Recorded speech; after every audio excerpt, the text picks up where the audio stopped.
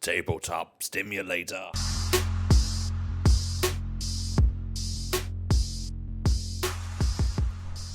Hello, this is a special edition of Tabletop Stimulator. Dan and I, as we've discussed previously, went to the UK Game Expo at Birmingham. While there, I interviewed several exhibitors. This episode features all of those interviews. I tried to speak to people at different phases with projects and different kinds of projects. I'll put time codes in on the YouTube version along with promotional imagery that the exhibitors sent me. I encourage you to check out the links below.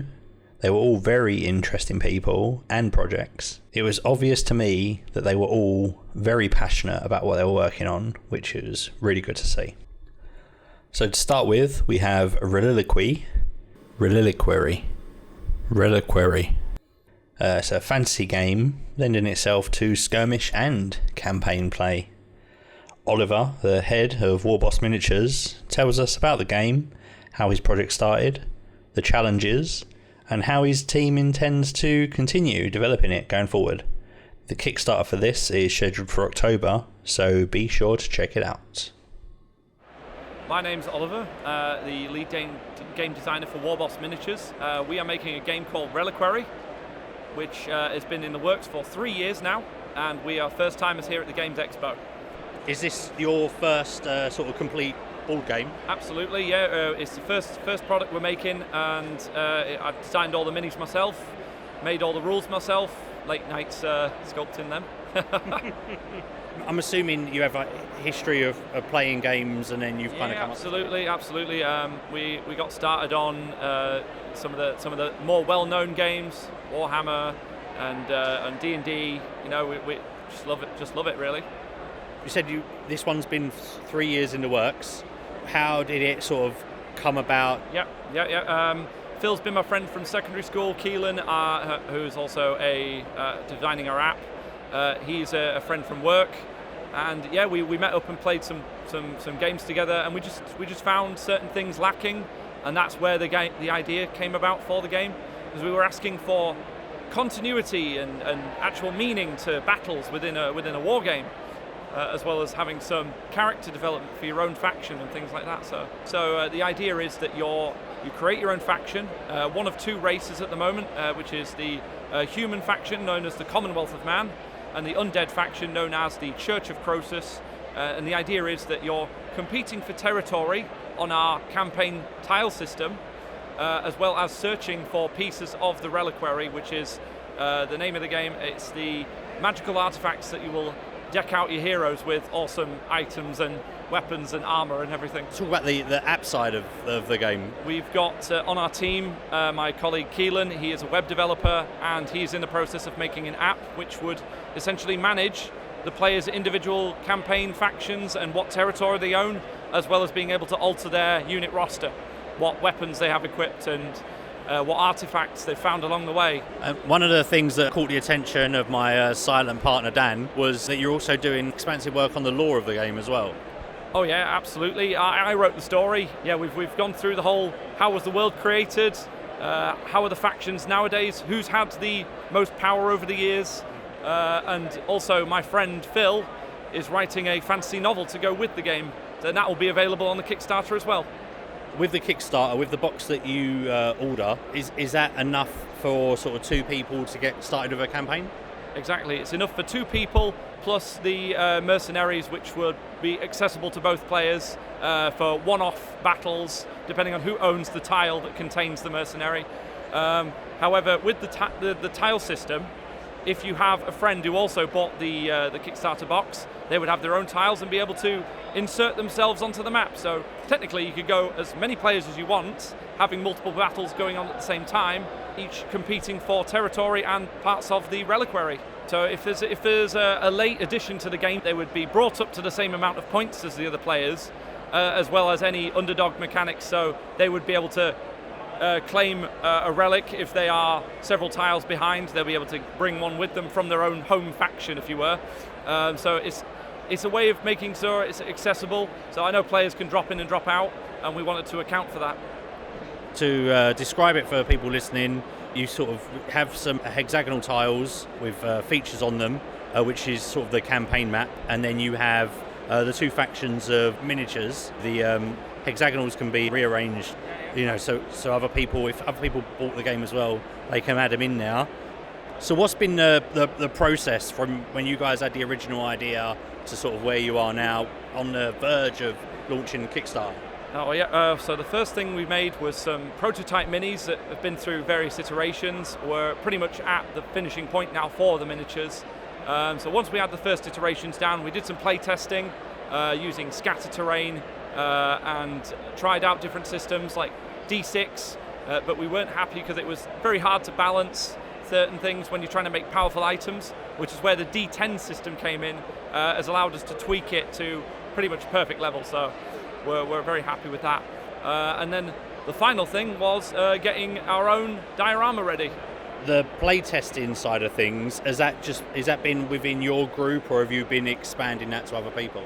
Well, we send the rules out to various groups of friends that have also dabbled in the hobby and been long time, some very real veterans there that have even written rule sets of their own, and we basically asked for their advice, feedback, and it's been a long process, but we're at a point where we've absolutely nailed the process of the game itself. There's a good flow, and we try and make things fun. So like bringing back certain rules that have been gone for quite some time, like scatter dice and templates, blast templates, flamer templates, as well as adding a bit of a role-playing system in there, so people can get attached to their characters. So you've got like one side which is like a human side, and the other side is an undead side, asymmetrical sides. Yeah. So how did you sort of like go about balancing those? So it's all done through the point system. So when you start off the game, everyone gets the same amount of points, and you can specialize in certain types of infantry or artillery using your own faction, which will incur bonuses depending on what you choose. And the idea is that as the battles go on, everyone gains the same amount of points. The only differences to power level come from your commanders as well as any neutral mercenaries that you manage to acquire along the way. And within the manufacturing process of the game where you are at the moment, if there's sort of any sort of new additions or things that you spot while you continue to play test all the way through, are you still at the point where you can add them in there, or would that be sort of maybe future versions or expansions? Well, we've only got a couple of sculpts that haven't been added yet, but they are the hero classes, so people will be able to pick their own classes when they make their faction, and they would essentially be added on to the Kickstarter box, because it would only be a single model. All the base infantry and artillery and everything's all ready, so it wouldn't impact production. And what's the plans on expansion sort of going forward, once the Kickstarter's finished? So once the Kickstarter's funded, we would essentially purchase a casting machine known as the CyoCast machine. So it's a new technology. It allows us smaller players in the industry to print in plastic, and then we would be able to cast high quality miniatures that way. Expansions wise, we would either launch them independently if we've got the following for it, alternatively we would keep coming to expos and marketing additional Kickstarters. Those are the options we've explored. And have you got any sort of flavour about what those expansions might look like? Oh yeah, there would be essentially 1v1s for between factions that haven't been released yet to initial. So the next one we're thinking of, we're called War Boss Miniatures. We've got an orc as a logo, so that'll give you a bit of a clue as to what faction's coming after that. We want to do an Orcs versus Dwarves expansion first, following the game, and that'll be something for the year following the Kickstarter. Do you intend then to be here for next year's expo, demonstrating those expansions and obviously your products, which hopefully would have released by then? Oh yeah, absolutely. Well, we're aiming for a 6-month delivery period. So the Kickstarter's in October, and we would, get it to you by May, June of 2024. But yes, if we were to have our next factions on the way, we would do things like change the diorama to introduce them in a really fun way, such as changing the terrain or even destroying some of it to make some of the mechanics of that faction relevant. Just sort of personally, how have you found the process of obviously coming up with an idea and getting to this point?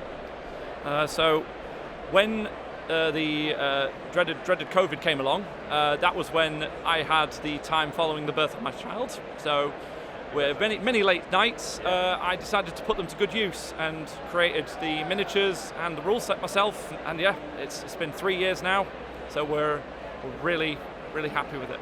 Well, best of luck with it, and thanks for taking time to talk to me. No, thank you, no problem, and thank you for having me on. It's been a real pleasure. Next for you, we have War of Civilizations. This is a 4X game which successfully completed Kickstarter late last year. Shelley, the founder of Blue Encore, gives us an insight into how her 12th grader's son's idea evolved into an impressive looking strategy game. I've had to re-record my questions on a couple of these due to the challenges of sharing a mic. I hope it doesn't take away from your listening pleasure. Without further ado, take it away, Shelley. This is Shelley here, this side. I am super excited to be here at the UK Games Expo. This is our first time here, and we've come all the way from India. So I think we are the only Indian publishers in the UK Game Expo. And the game we are presenting here is War of Civilizations. It's a light strategy 4X game. Okay, it plays 3 to 6 players, and it's thematically set in Earth 2050 in the backdrop of science fiction and climate change. So the storyline of the game basically goes by that the entire continent, the entire Earth's landscape has changed. There are new energy resources that are found, and all the continents have reduced to the size of islands. So players need to conquer these islands and build their war fleets, acquire resources, and conquer the island of myth, which has unlimited resources. So that's the fundamental storyline. And players play as any one of the clan leaders. Each clan leader has its own mystic ability. The game mechanics has some interesting stuff around combat. Basically, we don't have a dice mechanism, but we do have a fleet strength. Plus, we have something called blind bidding. We also have some interesting twists with power cards. You can actually add your ammunition. We've also added 2 mini expansions into the game, which is coming free totally. So one is the introduction of pirates. So the privateer mechanics are very different and very unique. We also have an optional mini expansion in the game, which is a disaster module. So once players have played it enough number of times and they want to add another added variable, they can actually introduce that. And how did this project start? Okay, so this is really a very interesting question, and a question that's really close to my heart. So I actually often like to say that this is a passion project of ours, okay? We started this game like most hobbies start from the house, right?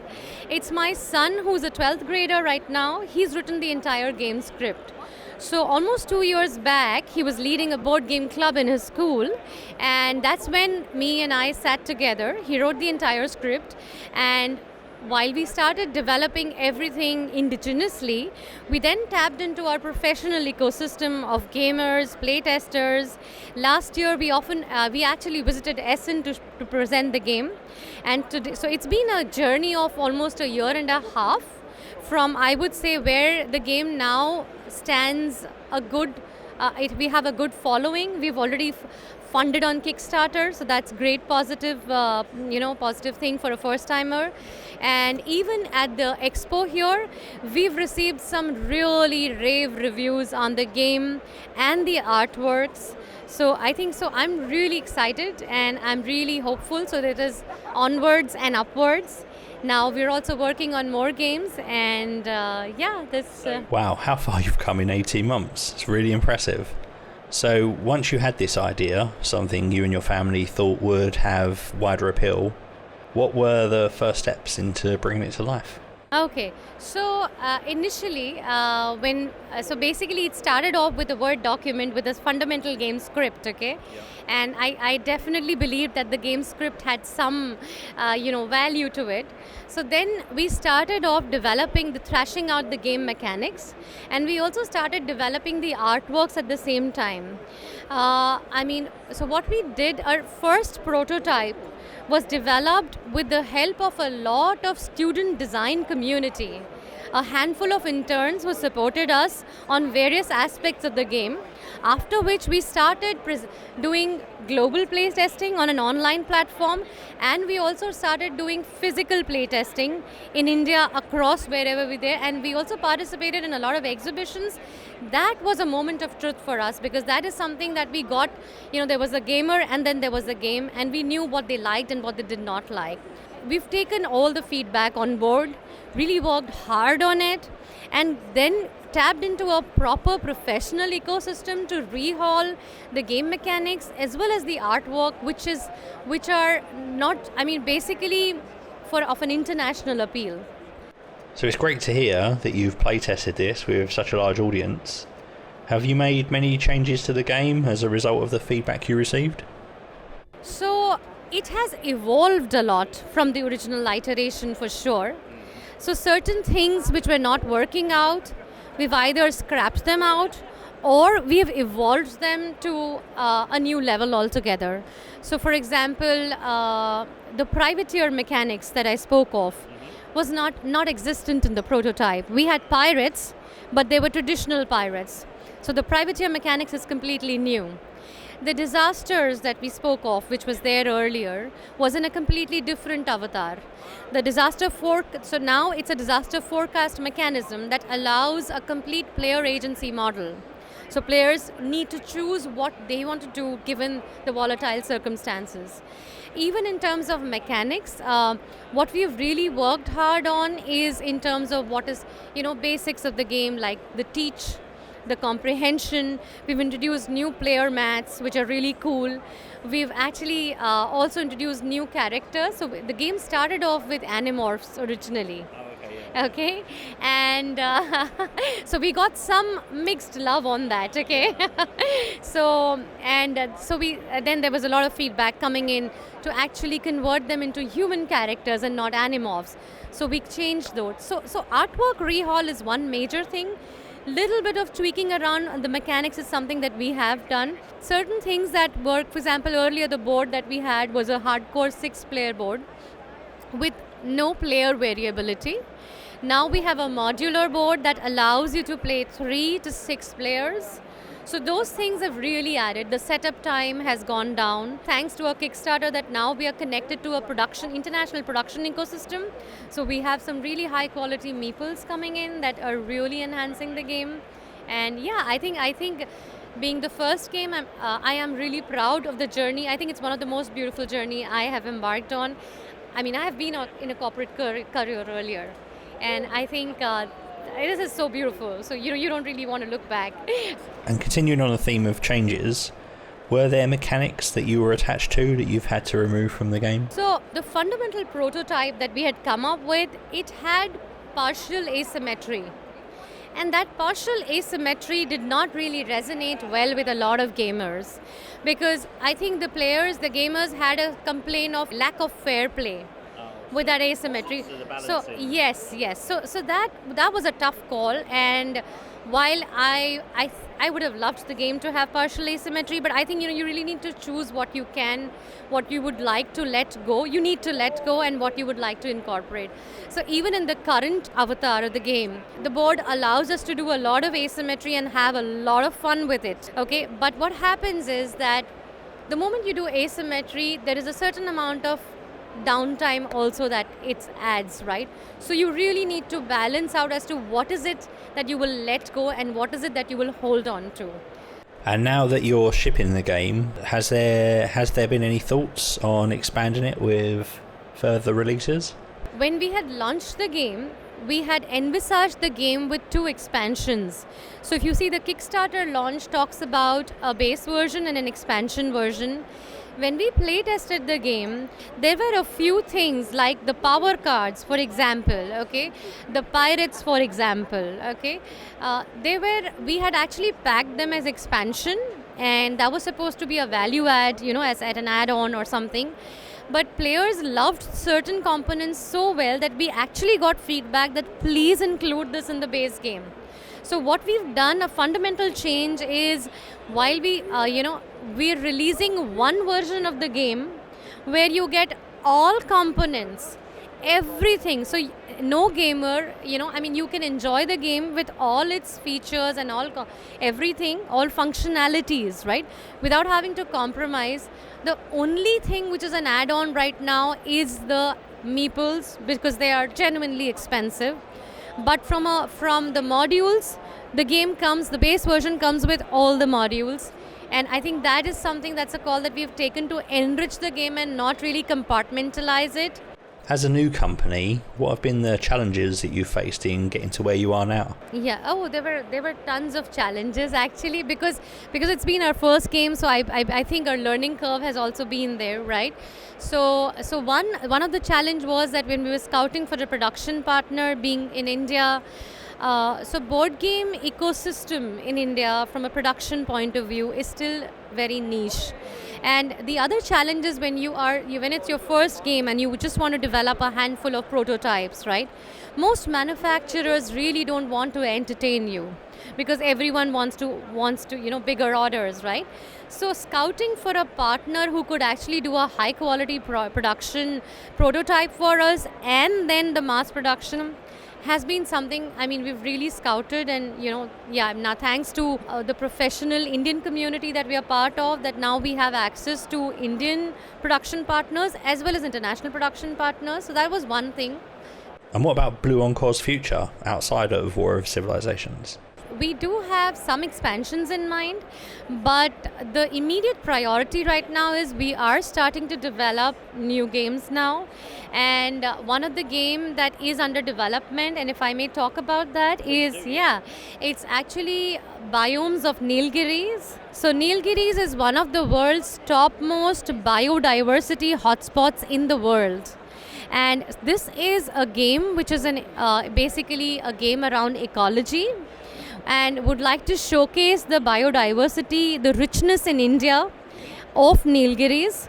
So this is something that we are working on, and we've already partnered with some content collaborators, ecology experts, and we've also partnered with an artist for illustrations that are going to be really breathtakingly beautiful.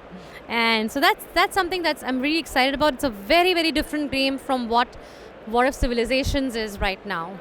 Okay, so it sounds like there's a common theme in both of these games.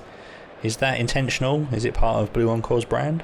So I'll tell you, yes. So we are carefully picking the themes that we want to take up from a game's point of view. And we do want to take themes that have high on context and have a lot more value and meaning, right? And then translate them into a beautiful game. So, and yes, putting India on the global map as far as the gaming industry is concerned is also one of the dreams, right? So Nilgiris was a conscious choice of bringing in the richness and the heritage that India has. And once we have a couple of other themes in mind, which I'm just holding my horses right now. And as soon as we start work on that, I think we can talk about it. Yeah. Well, thank you for your time, and best of luck going forward with this and your future projects. I hope we can catch up in the future. Oh, yeah. Oh, yes. Oh, yes. Yeah, thank you. It's been a privilege to be with you today. So for our third interview, we are changing pace with a chat to Lucky Fox Studios. Steph and Bex are artisans in our digital age. I'll let them tell you more. I'm Bex, and I'm one half of Lucky Fox Studio. We are a duo of artists who are aiming to be kind of a one-stop shop for everything that DMs and players of tabletop RPGs could need to set up their campaigns. We have been going for Let's see, we started back in February, so not very long. Previously, we were in very different work. So I was a web developer, and Steph was on the senior management team for a charity. And I was made redundant last year, and Steph stepped away from her work. And so we both kind of found ourselves in a situation where we thought, let's have a try of something else. And I guess Lucky Fox has come out of combining our passions, because I've always been an artist and I am kind of a forever DM as well. And Steph has been a musician forever. So it's been a lot of work, I'm not going to lie, but it is incredibly rewarding and we're enjoying it very much. What sort of assets is it that you're making available for people? Well, as a DM myself, I know that a lot of the struggle in setting up sessions comes from gathering the right artistic assets. So we started off doing battle maps and then adding Steph's sound effects and music. And then it kind of branched out from there. So we started doing trap tiles, placeable tokens, and animated top-down tokens as well. So this is for online platforms if you're using Roll20, things like Foundry or any of the other similar things. We're moving more into the physical space as well. So we've begun doing printed materials, so printed battle maps of all different kind of generic settings really, with a standard 1-inch battle grid. And also doing custom sculpted miniatures. So we're designing those and printing them off. So yeah, it's kind of, we're very much in that phase where we're staying flexible and pivoting a lot and seeing what sticks. So, but ultimately the goal is just to kind of lift a lot of that burden from a DM's shoulders in setting up their games, really. Have you got a lot of experience of making these kind of assets for yourself and then thinking, why don't I just, see if I can make a living doing that? Yeah, absolutely. I was doing a lot of Roll20, so setting up games for my friends on there, and then I moved on to Foundry, so I was making a lot of assets, and I think kind of doing quite a typical thing that the DMs often do is that you find kind of a source for your materials, but you're kind of like hopping over into different places, so one place to find your maps, one place to find your music and sound effects, and this kind of thing. And when we kind of both found ourselves having to make a career pivot, we thought, well, we think we can do something about that, and kind of Lucky Fox was born out of that, really. What sort of have been the challenges from taking it from being your passion project to something you're doing professionally? It's the learning. It's definitely the learning. So yeah, I was made redundant in October and just kind of dived into teaching myself 3D modeling. So that was completely from scratch.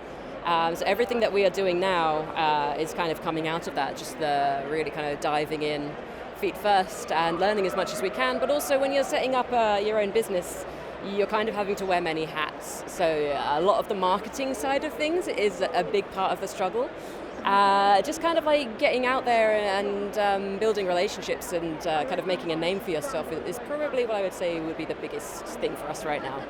So in the 4 months that you guys have been running, have there been any ideas that you initially had that you had to evolve and move away from?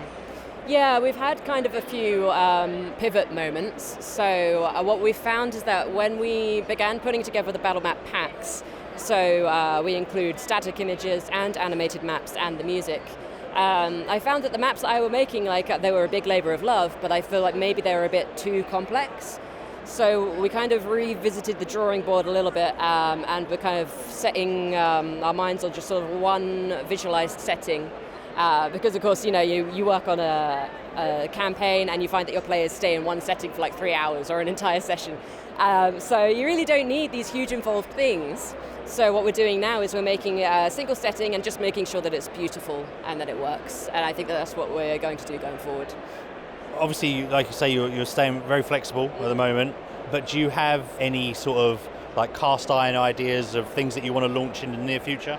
Yeah, absolutely. So we've already launched on Roll20. Currently, we are working towards getting our products all up on Foundry Marketplace. We're also keeping an eye on an upcoming VTT called Minear. The beta for that is coming later this month, and I think they're still looking at a maybe August-ish launch. And a big part of their model, because the platform will be free to play, will be a marketplace for creators to sell their assets to DMs and to players. So that will be a big market for 3D assets, so everything from kind of building assets to player models, monsters, everything like that. So we're keeping an eye on that as an opportunity. But here at the Expo, we've had so much wonderful feedback from wonderfully kind people coming up to the stall here. So I think we kind of, it's a bit of a shot in the arm. We think we're kind of moving in the right direction here based on the reaction that we're getting from people. So, but yeah, one thing that we've done recently is moving into the customized 3D miniatures space. So we are sculpting models completely from scratch, printing them, and we're offering that now as a service as well for DMs and players alike. Is there any thoughts to court in, the other companies that are looking to launch games so that you can help take the load off them by providing assets? Oh yeah, absolutely. So our focus up until this point has been kind of direct to customer, but we are absolutely open to partnerships with other creators. So we have a few things in the works. For example, making miniatures or boards for board games. Yeah, so it's definitely kind of got a few things that we can move into right now. So it's an exciting time. Okay, great. And if people want to check those out or get in touch, then luckyfoxstudio.com, would that be the best way to do it? Absolutely. Or you can visit us on our Patreon, which is patreon.com/luckyfoxstudio. And is that for like a Patreon to receive like STLs of assets and that kind of thing? Yeah, it's kind of everything. You get, for joining the Patreon, you get the access to the full back catalogue of our battle maps, battle map packs, so music, sound effects, tokens as well. And it will include the STL files for all of our models as well, so it's a pretty good deal. Oh, sounds it. Okay, great. Well, anything you want to add? Yeah, just want to say thanks to everyone who's visited us here at the show. It's been lovely talking to people. Everyone's just so nice. It's an excellent community. And be cool to each other. Next, we join Samo, a playtester at Free Company, a Slovenian company. Free Company successfully launched Eldfall Chronicles. It's a beautiful skirmish fantasy game. The artwork really caught my eye. At the Game Expo, they were promoting their new game in the Eldfall universe, Northern Wind. And unfortunately, it's another one where I had to re-record my questions. But anyway, time to introduce yourself, Samo. Yeah, my name is Samo Planinc. I'm from Ljubljana, Slovenia. I am one of the game designers for Free Company, a company that made Eldfall Chronicles, the miniature skirmish game, and its extension, Northern Winds dungeon crawling campaign. So both games are based on the same world that we created ourselves and the same game mechanics.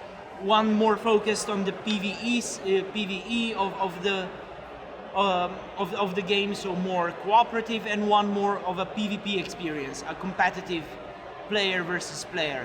So when you joined the company, where was Eldfall Chronicles in its development? I joined the company when the game was already on Kickstarter. Yep. So I was a late addition to the team.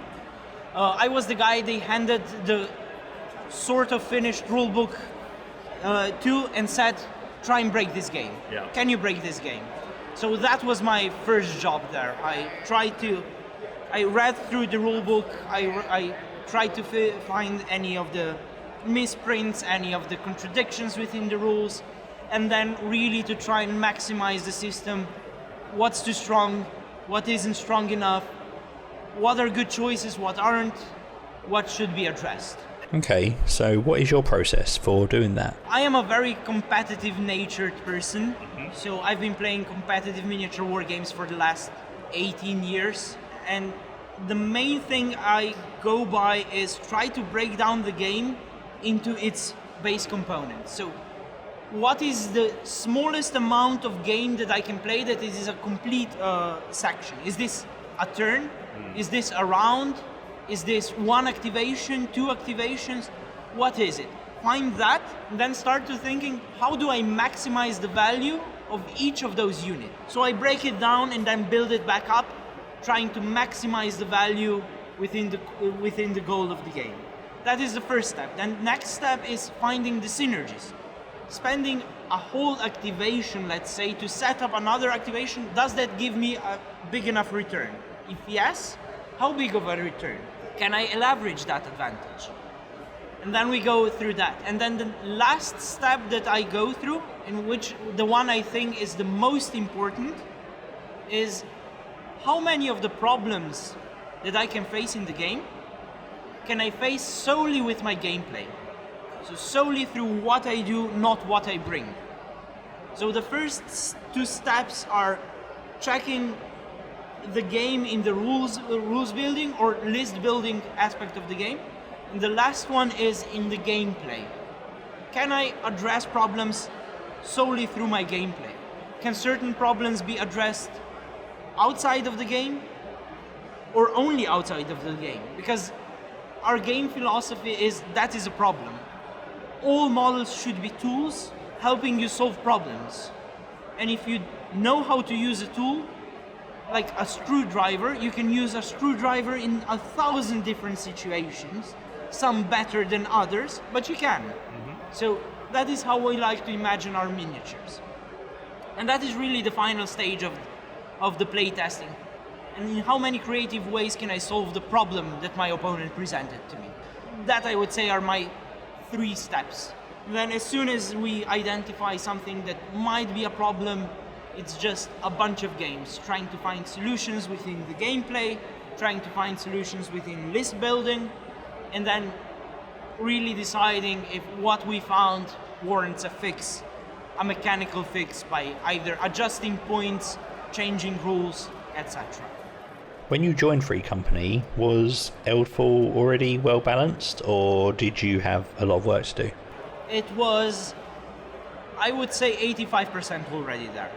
The core of the game is structured so most of the problems can be addressed through gameplay, as I said before. So that really lends to better balance overall. What I did was, the main changes I introduced was find the sweet spot for points balance. So what is the size of the game and what can we bring to that game? So that was a really tricky question for us because we already had a predetermined points value for the models. That is an okay system, however it is made in a vacuum. So you need to create a framework to put that into as well. And that is the main points cost of the game, where to play. So finding that sweet spot was a big work, as well as adjusting, fine-tuning points for a certain combination of models. Noticing that certain things fit that shouldn't, and certain things that should fit can't. So after Eldfall Chronicles launched, has there been feedback on game mechanics which have subsequently need to be changed? Yes, absolutely. Having a greater manpower and seeing the reaction of people to what they resonate with and what they don't really helps you. Whenever you're making a game, you spend so much time inside it, you know different versions of the game, you are trying to balance things 2 steps ahead from what they're playing, you're often out of touch with what is happening in the game. There are certain mechanics that you are married to because they were there all along. And then somebody comes along and asks, why is that there? If you can't answer that question, that shouldn't be there. And that is really something we are learning through creating the new game, the more of a board game experience. Because we translated the miniature war game mechanics into a dungeon crawler board game, there are certain things that are so integral to the miniature war game that make no sense in the dungeon crawler. And we had to have other people play test our game and go, why is this here? What does this do? And I go, this really helps in the skirmish game. It's integral. They're like, but I'm not playing that. I'm like, mind blown. Because, yeah, you are so deep in the process, sometimes you really need a look from outside. What was the reasoning for the next game to be a dungeon crawl in PvE rather than an expansion or a new skirmish style game? The main reason behind it is we have a unique world that we created and we want to tell its story. And it's much easier to do that through a narratively driven campaign. And for a narratively driven campaign, a dungeon crawler makes more sense than an open skirmish game. So we said we want to tell a story about our world. We want to tell it through the mechanics of our games. We believe we can translate that into a dungeon crawling narrative campaign that tells the story of our world, introduces you to our core mechanics, as well as gives you a base to launch into the core game if you want to, or keep this as a standalone board game to play with your friends on the evenings. It's great to see you guys committed to the universe. Do you have any other plans for expanding Northern Winds? Absolutely. We actually launched the first expansion last week, which went straight to retail for the skirmish game. We added 2 more models for each of the factions, so the factions went from 4 to 6 models per faction, which is a big increase. And our main creator has 12 years of doodles left in his art book that he can translate into this game, and we keep coming up with new lore points and interesting story turns. We have quite a bit to add, though I am also a firm believer of a game should be finished at some point, even if it's a miniature skirmish game. Yeah. However, we don't see that coming on for 15 years more. Do those sketches cover going back and expanding on the original game? Yes, of course. As well as Northern Winds will be an expansion for the base game as well. All the heroes from the Northern Winds expansion, because it's the story of 4 heroes climbing up a mountain, and each of the heroes is from a different faction within the world. So all 4 heroes will be playable within their factions, as well as the main antagonists of the Northern Winds, the Onis, will be a playable faction onto themselves. So while we are creating a new game, we're simultaneously adding onto the core game as well extra content. So are you having to write rules and playtest your new miniatures, the characters, across 2 different games at the same time? Yes, of course. We're making profile cards, one for Northern Winds and one for the core game. Because it is a different balance within the core game. Yeah. And we want to have it a bit more brutal and cinematic within the Northern Winds to tell a story, to tell an interesting story, while we need to have it balanced for the PvP experience to be balanced and capable of working within the system of the previous games. Wow, so you must be really busy having to balance 2 systems. However, one of the 2 is much easier to balance than the other. One of the 2 is balanced under the rule, is it cool? While the other one needs to be balanced for competitive play.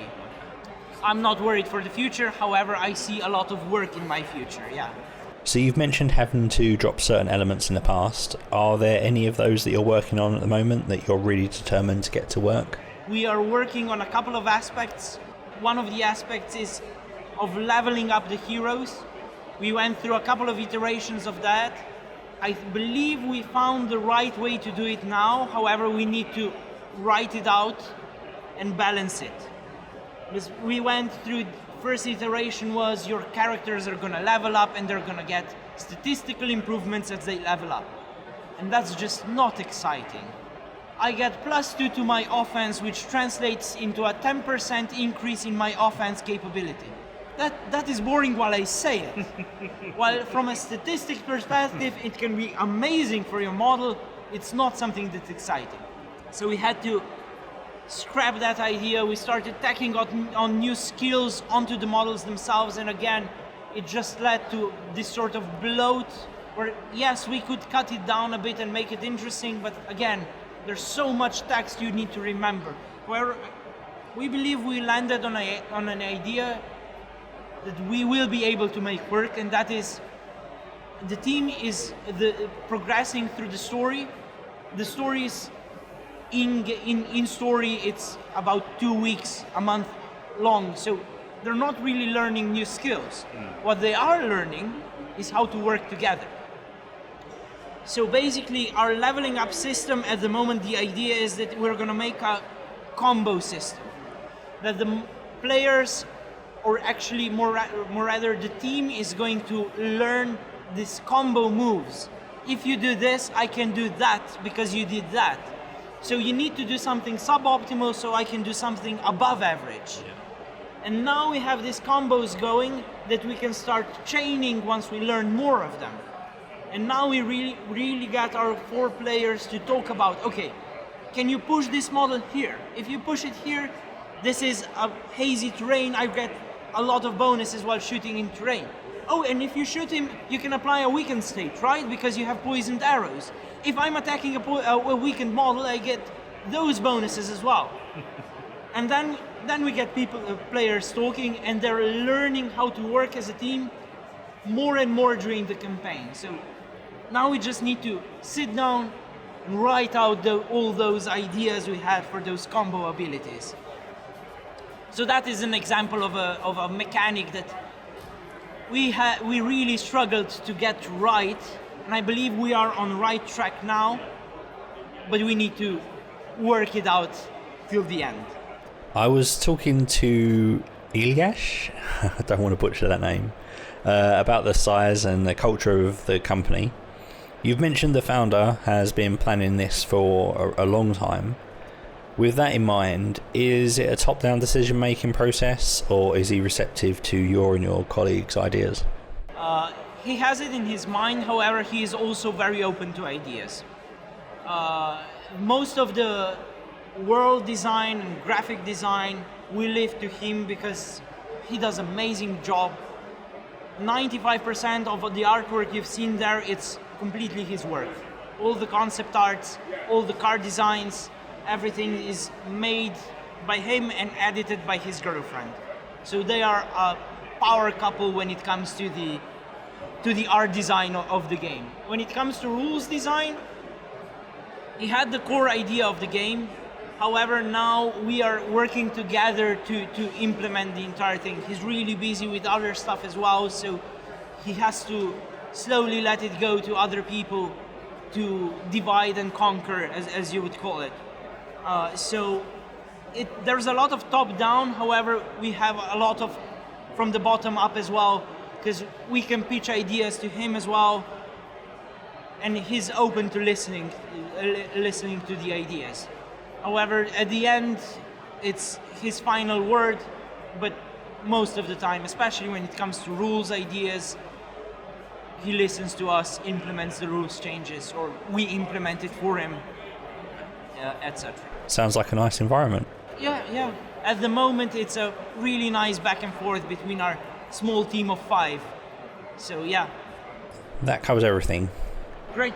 Thanks for your time, Samo. Yeah, thank you for taking the time to do this. Best of luck to Free Company and the Kickstarter, which hopefully hasn't finished yet and people can come and contribute to. Yeah, you too. Thanks.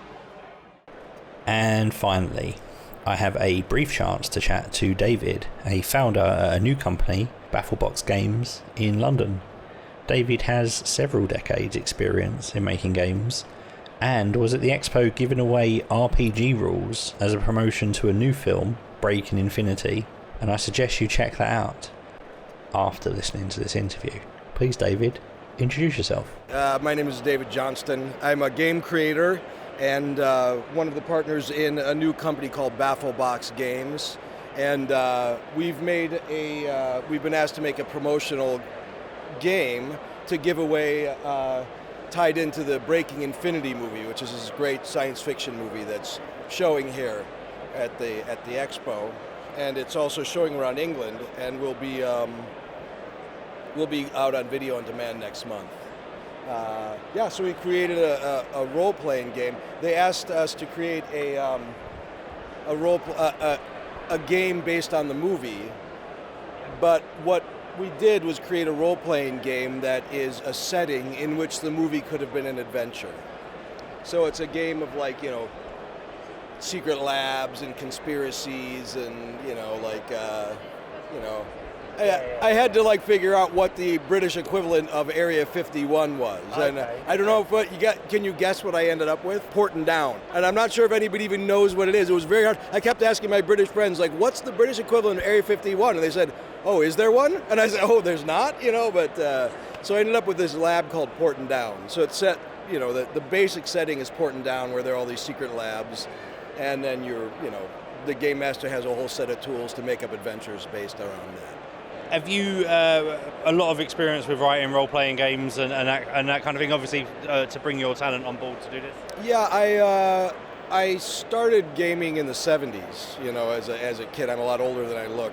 I had the first white box. Yeah, I was one of the original D&D players with the white box, and played for a lot of years, and then stopped when it became so uncool for so long, and just kind of fell away from it, but continued to play a lot of games, and ended up starting again later, and formed a game company, and made digital games for iPhones for a few years. And then just been sort of doing game designing as a hobby, which is what took me into digital games. And then made a little company called Beetlenut Games for those things, and then started just doing print and play free games online. That website's still up at beetlenutgames.com.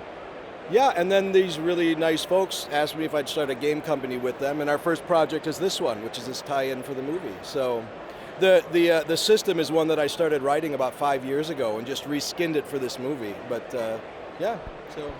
How much did they share with you about the film to help you with writing it? Oh, I got to watch it, which was really nice. I got to watch it before it was released. So, and the movie was really easy to write. They did such a good job with the texture of the movie that it was very easy to create. To just sort of the world of the game fell out from it very easily. And did you get a chance to sort of discuss with like the writers about what that was part of their vision for the universe as well? Yeah, the producer is one of my business partners, so I really had a close contact with the director and the producer through the whole creation of the game.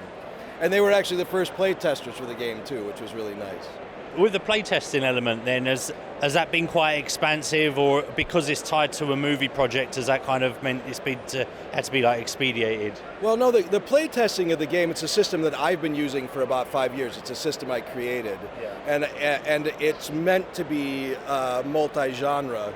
And so I have played the system a lot already, which made it really convenient because they wanted to create a game for the movie in about 3 months. And it really would not have been possible if I hadn't been playtesting the system for years. But we only really played through the adventure that's in the back of the book. The 32 pages is pretty packed. It's got everything. It's got the rules. It's got character creation. It's got a bestiary. It's got a 4-page adventure. It's got a GM section for creating adventures and everything. So it came together very quickly, but only because I've been doing it for a long time. If obviously when this goes out, people won't be here. Can they go? Is there a way that they can still access these rules and get free. Access? It's on the Baffle Box Game website, baffleboxgames.com, and the PDF is free, and the character sheets are there to print. And we're not planning on selling this game, so this is a freebie forever. It really was meant to be a promotional to get the name of the movie out there. And they also feel that the audience, the target audience for their game, are our people, so. They really just wanted to put out a free game at the show since it's screening here, and I think it's the first movie that's ever screened here. So for the expo. So this is really interesting concept and project. So do you plan to try and do more of these, or have you got other plans with your company? I would love to create a lot of RPGs, but my partners are afraid that the market is a little saturated at the moment, which it very much is. The next game we're working on is, one of my partners is a writer, and she's creating a space opera universe for some script she's writing. And we've decided we're going to make a subscription solo game that you play and get like a monthly installment of a new planet that you put on a space map. And if you've ever played any of these solo role-playing games, like going way back to Barbarian Prince or any of the more modern ones that you can do on your own with pencil and paper and dice and things, it would be a monthly subscription to a space opera version of one of those. If people want to find out more information about that, is it the same website as where the rules are? The system is going to be called ATIC, A-T-I-C. So. Okay, that's fantastic. Well, thanks for your time. Absolutely. Great. Sean, it was nice to meet you. It was nice to meet you too. Yeah, good luck out there. Best of luck. Yeah, you too. So that is it. All of these people were a real pleasure to speak to, and hopefully you've had a chance to listen to this if you were one of the people that I interviewed. It really was a joy to talk to you about your companies and your projects and your passions. I really hope that we can catch up again in the future, and for anybody else listening, make sure you check out those links, look at their projects, check out their sites, follow them, promote them, and make me look good. Thanks very much for listening. I know this was an extended episode, and I hope you've enjoyed it. Until next time, auf Wiedersehen. And I'll just say bye from Jim and bye from Dan, because They're not here when I'm recording this. Thank you.